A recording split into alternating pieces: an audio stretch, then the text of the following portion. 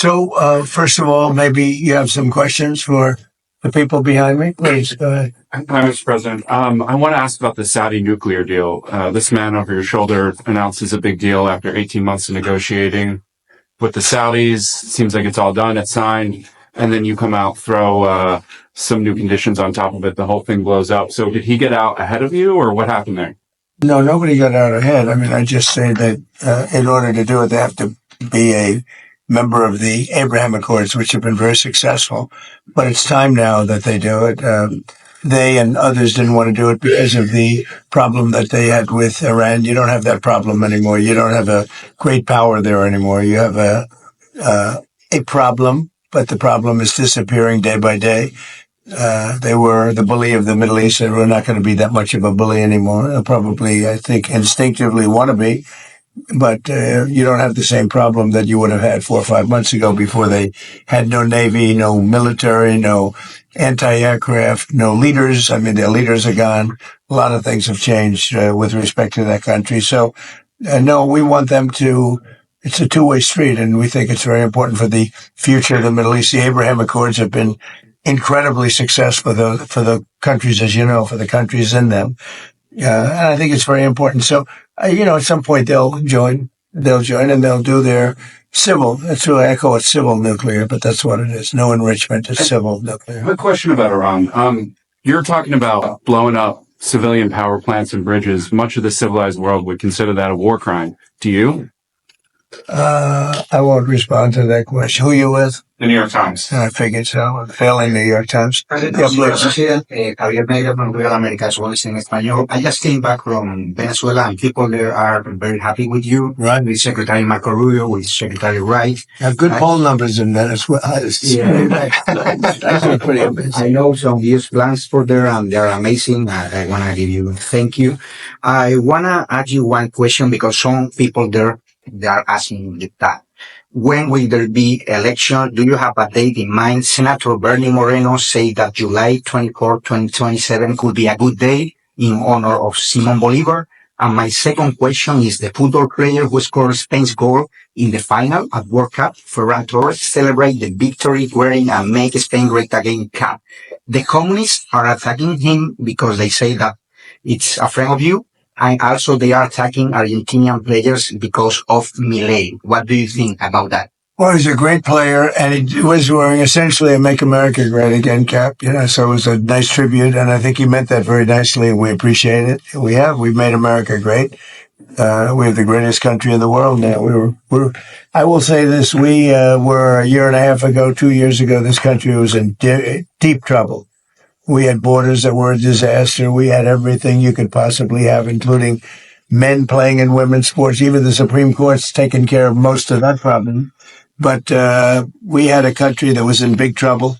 It was being laughed at all over the world. We have the hottest country. This is the hottest country anywhere in the world. So I saw him wearing the essentially Make America Great Again hat.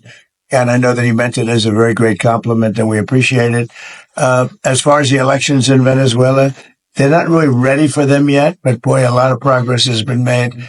Delcy's been doing a fantastic job, as you know. The amount of oil coming out of Venezuela right now, even before the big companies, Exxon, all the big companies are looking at it. They're going there. It's very fertile territory. But the amount of money being made by Venezuela now is more than they've ever made before. And we're taking a lot also for our efforts. And the money is being sent and the oil is being sent to Houston and Louisiana to be refined. And we paid for the war many times over. It's been an amazing fact. And as you say, I'm very popular in Venezuela because we're bringing tremendous economics back to the country. And they were absolutely dying. They were in such trouble. And now Venezuela is becoming extremely successful. They're taking in billions of dollars, selling millions and millions of barrels of oil. And we're getting some, and they're getting some, and everybody's making a lot. And it was dead before we got there. So it's been an incredible relationship. They're not ready yet for the elections, but at some point they will be, and we're going to be standing right on top of it. And say hello. I've known them For a long time, I've known that country. And, I own the Miss Universe pageant. And Miss Venezuela always did very well in that pageant. So I know something about the country, but I've known it for a long time. They're great people. Say hello. Okay? Peter? About Iran, what is the exit strategy? Well, I think there's a lot of them. There's a military exit where we just keep going just the way we are, and we can even make it a heavier dose, and it's knocking out everything they have. Or there's a smarter strategy, and that's you make a deal. And they want to make a deal. I just don't think they're ready yet. But they do want to make a deal. Sometimes they don't want to say they want to make a deal. They want to be the tough guys. But they do want to make a deal. There's two ways. I mean, it's you can just keep doing exactly what we're doing and take them apart piece by piece. We can do it in a more rapid fashion, which we might do. Or we can negotiate with them, which we're also doing right now. I mean, as we speak, we're talking to them. And you said today that Russia and China are not helping. Earlier this week, the War Secretary Hegseth said that they are enabling. So what is the difference? Well, I don't know that they're enabling. I mean, I will tell you that President Xi said he will not partake, and President Putin said the same thing. I think, I trust them. They've had a long-term relationship. There could be some things they do, but thus far, at least, it has not been major. I don't think they'd want to have me disappointed. And just a different story, not Iran. There's this nasty parasite that is giving people in 9 states explosive diarrhea. When is it going to be safe to eat lettuce again? I don't know. I haven't thought about it. It's the first time I've been asked that question. Are you eating lettuce recently? I should always have more lettuce. You want to get the hell out of here, Peter. No, it's a very interesting question from you. I didn't think you'd ask that kind of a question. Nobody wants to ask that question, but it's exciting. There's this food coming in, I guess, from Mexico. It's tainted. It's making a lot of people sick. That is the CDC's terminology. Well, I think what we're going to do is we're going to put a major tariff on Mexico because of the lettuce, and we're going to put a big tariff on Canada because of the smoke. All right? We'll get a combo. Which would you have, the lettuce or the smoke? I think I'll take the smoke. The smoke wrecked my daughter's swim meet. Well, it's closed up a lot of country. I've told Canada they have to do something about it. We've never had this problem. All of a sudden, we have this problem with Canada. So we'll have to talk to them about that. A follow-up on Iran. Thank you, sir. A follow-up on Iran. Have you made a decision about the major strikes that you were referring to? Okay. Should we expect to see major strikes? Look, we're talking to them right now. I think they're getting more and more serious as the days go by, for maybe the obvious reason. But we are talking to them right now. We'll see. Look, there are two ways. I consider that the smarter way, but the other is probably the easier way, doing what we're doing. And we can take that to a much higher level if we want to. We're prepared to do that. As you know, we're locked and loaded. We're locked and loaded and ready to go, but we're talking to them. So I think while we're talking, we'll see what comes of it. And when you say just I believe, Jeff, they're very serious. Okay. They should be. And when you say that you're talking, is it Mr. Kushner or Mr. Witkoff, or who's involved in those talks? Sort of everybody. JD and Marco, and a lot of people are talking to. A lot of people to talk to.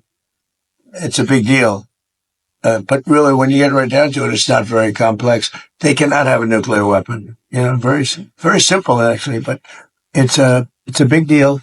They cannot have a nuclear weapon. If they have even a thought of a nuclear weapon, we will just continue to go at much higher levels. But we are talking right now, and we'll see what comes of it.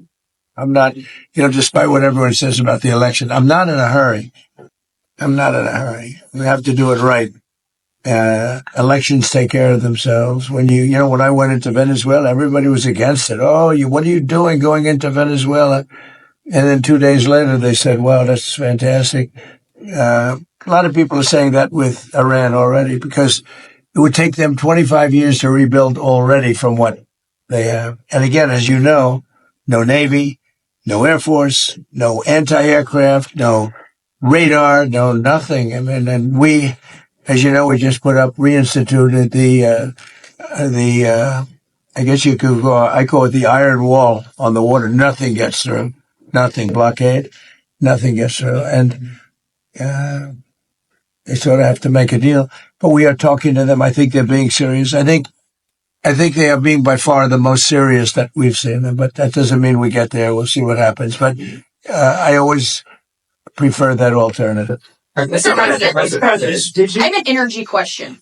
So, Burgum, you might be able to help with this. So, you have criticized windmills for quite a long time. They're very ugly. They tend to use more energy than they actually produce. That's true. A lot of people, I've done your homework.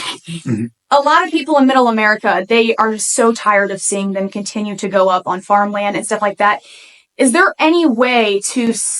Is our federal government still funding in any way putting these up? We have. I can speak for Doug, and then I'm going to let Doug speak because he knows the subject. I really do know that subject well. We have not approved anything having to do with windmills. They are horrible. They are unsightly. They ruin housing values of people. If you're looking at a windmill or hearing a windmill because they're noisy, they kill all the birds. They kill all the eagles. If you shoot an eagle, you go to jail for 2 years. If you kill an eagle with a windmill, you don't go to jail, and they have hundreds of them laying on the ground. It's terrible. And they're very expensive energy. And they're all made in China, but China has very few windmills. They're made in China, but China doesn't use them for the most part. China actually uses coal, oil and gas. They use nuclear, by the way. They're getting very big in nuclear, I want to tell you, this little group. But, they don't use wind. Wind is inconsistent. It's unattractive. It's very expensive.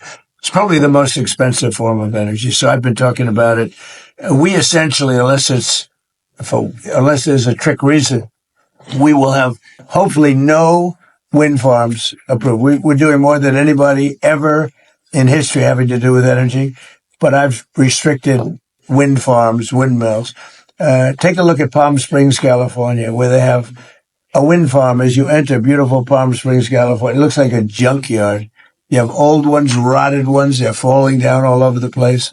They don't want to bury it because they say the fiber that the blades are made out of should not go in the ground because it's going to poison the ground. Now, I don't know if that's true or not, but if it's not going to go in the ground, what do you do with it? Put it up in the air? Yeah. So, good. I see you're not a fan of windmills. No, I'm not a fan of windmills. Then you have to be very smart. Passionate about this. Doug, do you want to speak about that first? Well, no, but I would say, yes, President Trump has wisely understood that wind was unreliable, intermittent, dependent on the weather, only existed particularly offshore because of massive subsidies. So not only was it expensive to generate electricity on the grid, it was also expensive for taxpayers because of the subsidies. And so again, President Trump shifting the policy towards energy dominance, which is reliable, affordable, 7x24 energy that's not dependent on the weather. And that includes nuclear, includes hydro, includes geothermal, includes oil and gas, includes beautiful coal, and again, China, 60% of their electricity is coming from coal. Coal was the number one electric producer in the world 125 years ago, and it was for the last 125 years in a row, and it will be again this year. 126, quite a streak if you're an athletic team that they've won 126 years in a row. But we were restricted from using it. Yep. Every coal mine was going to be closed down within the next year if we didn't win the election. And it's, I call it clean, beautiful coal, because it is. What they do today with coal is amazing, but it is the most powerful. And with that, go ahead, Doug. Well, as you say, under President Trump's leadership, and then working together as a team across government with Chris Wright, Lee Zeldin, Energy Dominance Council, we've kept open 35 gigawatts of coal this last year, and of that, 35 gigawatts was not up. This past winter during the cold streak and Storm Fern, we would have seen brownouts, blackouts, and literally people dying in America during that cold weather. So again, President Trump's the elections matter. When he came in, he turned the direction back towards reliable, affordable energy. Nuclear is a key part of that with these amazing entrepreneurs. And I just would add to this up here. People need to understand the four guys that are standing up here did not get a government grant. This is private sector. President Trump unleashed capital going back in, billions of dollars of capital going back into the nuclear industry. President Trump understands innovation is the source of American greatness. You get rid of the regulation. You support entrepreneurs. The capital flows. America wins. And Mr. Secretary, the starting for this nuclear, dominance, what does that look like for the American people out there? Like, what are those first steps that we can see in these coming months and years? Well, I should say I'll go on. You can see it right now because when you take a look across the whole world, President Trump's policies, whether it's, Venezuela, whether it's Alaska, whether it's reinstating, export for, 18 months ago, we had a ban on LNG exports from our country. Now we're the world's largest, exporter of LNG. President Trump's policy was let's sell energy to our friends and allies, keep it affordable at home so our friends and allies can stop buying from our adversaries. Russia was selling virtually all of the natural gas into Western Europe. 2/3 of that gas has been displaced by America. America has turned those into our customers, supporting our allies. And with Venezuela, as President Trump said, that flowing to our refineries on the South Coast, that's lowering gas prices for America, unleashing Alaska, which the previous administration sanctioned more than Iran. That's going to again help provide low cost energy for Americans. So today we have the lowest price, most secure energy of any country in the world. That's going to change the course of this country for decades to come. Mr. President, what? The Justice Department last night withdrew those subpoenas to the New York Times journalists who reported on Air Force One. Do you support these type of subpoenas to journalists, or are you going to encourage the administration? We're not after journalists. We're after leakers. We're after people that are cowards, people that are unpatriotic, people that are treasonous in many cases. And the way you find them is through the journalists, when the journalists probably know they shouldn't.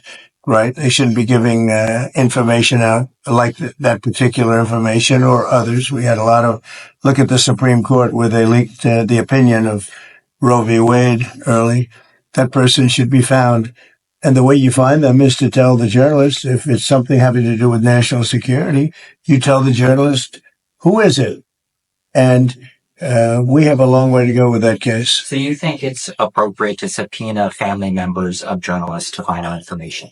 You want to say it again? There were subpoenas to family members of the journalists. I don't know what's appropriate, what's not. We do it legally.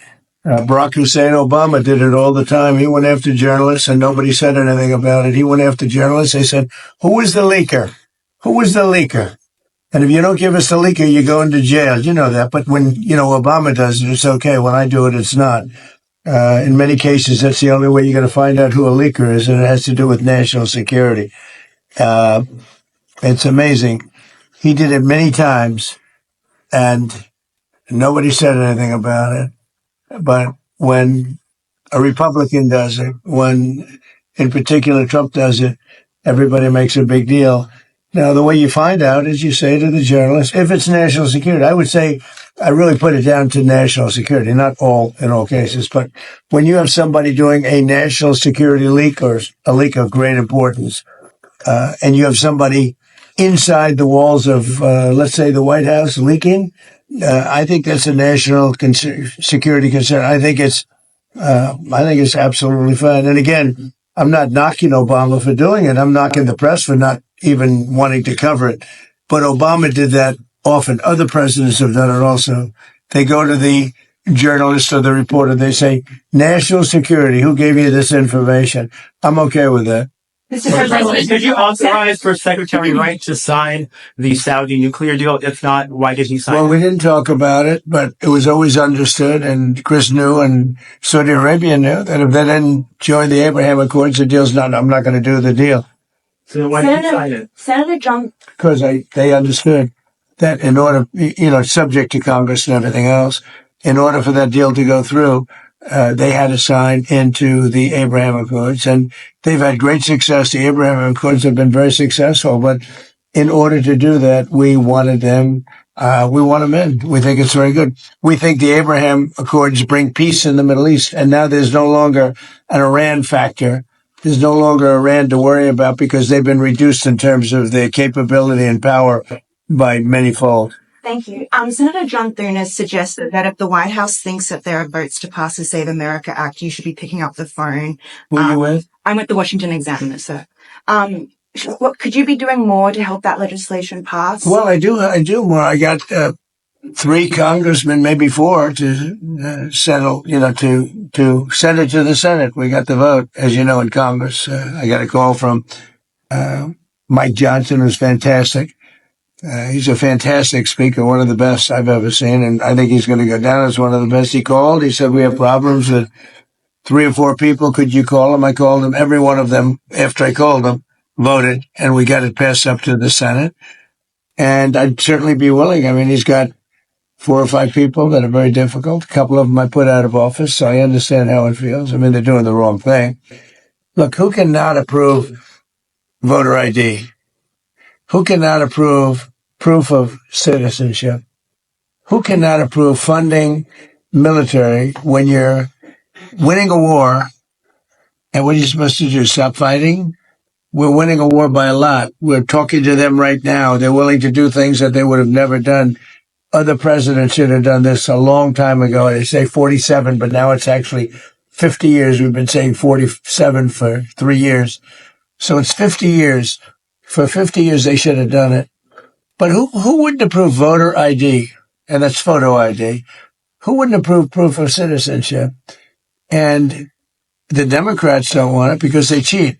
But no Republican should put us in a position where they don't approve something like that. Yeah, please. And then earlier today, you reposted Lara Loomer's interview with President Zelensky. What do you make of growing MAGA support for the war in Iraq, war in Ukraine, sorry? Well, I think they support what I support. You know, we just had a complete win in Arizona. The young gentleman who's Harry Enton, I believe his name is, the pollster said Trump's 100% favorable. He gets everybody he endorses wins, which is pretty much true. Everyone I endorse just about wins. So there seems to be a natural bond between me and MAGA, but I'm the one that created MAGA, and I know what MAGA wants better than anybody else. You know, MAGA knows what MAGA wants, and MAGA is very happy. They want to see this done, and they're not going to be happy if it's not done. Make America great again. It's all about make America. You know, we started that a long time ago. But the concept of not approving voter ID or not approving proof of citizenship, and I won't even get into the ballot thing because, you know, we'll hold that maybe for another time. I think the two are 97, 98% issues. I think the ballots are 75% issue. But even at 75, they should do the ballots. The ballots are in many ways more important than even the first two. But they're a little more controversial because some people don't want to go and vote. But most great Americans want to go and vote. The corrupt ballot stuff that you saw that with the recent election in Los Angeles, the mayor's election, where the young guy, I don't know him, I came to the office recently after he lost, and they find all these ballots all of a sudden out of the They came down from heaven, hundreds of thousands of ballots. Isn't it wonderful? He had no chance of losing, you know, Spencer Pratt. He had no chance. He was going to be in second place or first place. But, I saw it happen. I said, oh, he's not going to win. He had to beat somebody. He was way up on a person that nobody ever heard of, a young woman who nobody ever heard of. She cried that night that she lost. But all of a sudden, time went by, and the election's long over. And I heard a report that Spencer Pratt's not doing that well. I said, watch, he's going to lose. And he lost. It's crooked. We have crooked elections in some places. Yeah. Today, it was announced LeBron James has decided that he wants his next team to be the 76ers. Where do you stand on LeBron versus Michael Jordan as the best ever? Well, Michael Jordan's a guy that's a friend of mine. Play golf with him. He's a really good guy. And I think LeBron is, maybe he's a racist, but maybe he doesn't like Trump. I don't know. But I only like people that like me. So I would say Michael Jordan all the way. And another sports question. When Tiger Woods was about to get arrested, he called you. Yeah. Now we know that when Bryson DeChambeau was having a dispute with a rules official this week, he wanted to call you. You got involved with a red card for the U.S. men's soccer team. Is there a precedent for somebody with your job becoming a fixer for the world's best athletes? Well, it's not a fixing me being a judge. Like, you know, I thought the Bryson call was a tough call. You know, I saw him walking around. I see a lot of people, they're walking around looking for their ball in weeds. Okay. But I've been watching that. So, you know, I thought it was a tough call against him. I thought the red card was a very tough call. And it worked out brilliantly. Look, supposing that they didn't let him play and we lost, everyone would have been angry, right? The way it was that they lost with their best player. Now everyone's happy, including Belgium. Of course, they lost the next game, so they're not that happy either. But it worked out great. Johnny did a good job in making that call. All I asked for a review. I thought that call was not a good call. Mr. President, your administration announced new tariffs today, and you did a post earlier also about a probe against the EU. Are you confident that the new tariffs and any tariffs that may come from this probe will withstand legal scrutiny? Well, these tariffs have been up for a long time. They've been approved for years, thousands of cases they've been approved. Of course, with me, I'm different. I go up, I don't get treated fairly, but I've lived with it. And here we are in the Oval Office. So I guess I somehow figured it out. But no, we put the tariffs on. They're very standard tariffs. The other way was easier. I thought the decision by the Supreme Court was not a good one. But we have many forms of tariffs. And all we did is go to B, follow the line B. Now, B is something that's been used many, many times for years and very standard. And we've used that, and we're taking in billions of dollars. And because of tariffs, largely, I think the election, November 5th, but largely because of tariffs, we have $19.2 trillion being invested in our country. And without tariffs, we wouldn't, would be in big trouble. Think of it. So the Sleepy Joe Biden administration has less than $1 trillion being invested, much less for 4 years. We have $19.2 trillion for 1 year. There's never been anything like it in history. That's because of tariffs. So the Supreme Court said, please do it a different way. You have other ways to do it. And we did that. Last month, you said Iran. You told Axios. Child labor was one of the things that USTR cited as a reason. Well, it seems to be that that's what they decided. They go all over the world and they look and they examine and they see and they see. And child labor was one of the things that one of the reasons, and they had a big problem with that. Yeah. You told Axios that you were considering a, quote, massive attack on Iran. What is the tipping point for you to make the decision? Well, I can't tell you that. Right now we're talking to them, so, maybe there won't be a tipping point, and maybe there will. And we're ready to go. Look, we're locked and loaded. We're ready to go, but we're talking to them. So maybe there will be, maybe there won't be a tipping point. But at what point with Iran do you think they're going to cry uncle and actually come to the table? Well, maybe they will cry uncle, or maybe they'll just give up, or maybe they'll just go into a cave and hide. They have caves very deep in the ground and they can hide. They get shaken up pretty good, but they can hide. But we've taken out their first level of leadership. We've then taken out their second level of leadership. We've taken out some of the third level, and we're negotiating with the rest. And we'll see how it all works. And right now we are talking to them seriously, but I've talked to them before and they don't seem to be able to get there. Maybe now they will. But look, if I thought they were anywhere near getting a nuclear weapon, if I wasn't elected, Israel would, in my opinion, not be around anymore. They would have been hit by a nuclear weapon. And that includes right at the beginning with Barack Hussein Obama's nuclear deal that was so bad with Iran. That was a road to a nuclear weapon.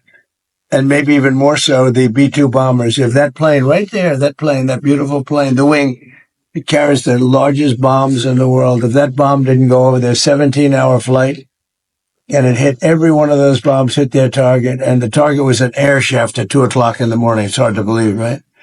Going at very tremendous speeds. Every one of them hit and blew it to hell. If that didn't happen, they would have had a nuclear weapon and there would be no Israel. If I wasn't here, if I wasn't president, there would be no Israel and there probably would be no Middle East. And you saw that when they shockingly started shooting at everybody all over the Middle East. If they had a nuclear weapon, they would have used that. There might not be a Middle East as we know it today, but there definitely, in my opinion, there would not have been an Israel. Thank you very much, everybody. Thank you. Thank you, Chris. Thank you, Chris. Thank you.